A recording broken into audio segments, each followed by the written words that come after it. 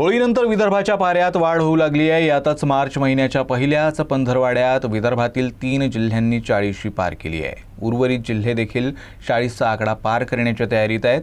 शुक्रवारी अकोला, अमरावती आणि वर्धा हे 3 जिल्हे राज्यातील सर्वात उष्ण जिल्हे ठरले। आल्हाददायक हिवाळा संपला आणि लागलीच सूर्यानं आपलं डोकं वर काढलंय। त्यामुळे नागरिकांना आता आपलं डोकं झाकून बाहेर निघण्याची वेळ आली आहे। सकाळपासूनच सूर्याची तीव्र किरणं जाणवू लागतात। दुपारी उष्णतेचा तडाखा अधिक वाढतो। दुपारच्या वेळी उन्हाचा कडाका वाढत असल्यानं नागरिकांना घराबाहेर पडताना त्रास सहन करावा लागतोय। विशेषतः शेतकरी, मजूर आणि बाहेर काम करणाऱ्या नागरिकांवर या वाढत्या तापमानाचा मोठा परिणाम होताना दिसतोय।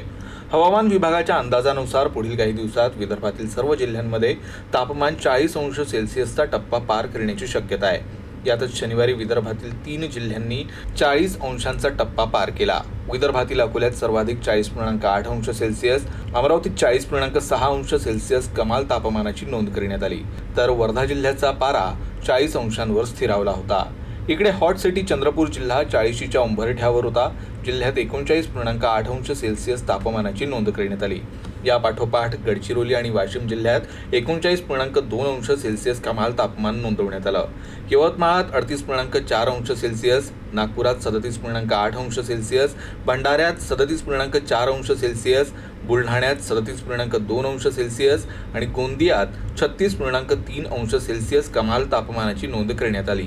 वाढत्या तापमानाच्या पार्श्वभूमीवर नागरिकांनी काळजी घेण्याचं आवाहन करण्यात आलंय।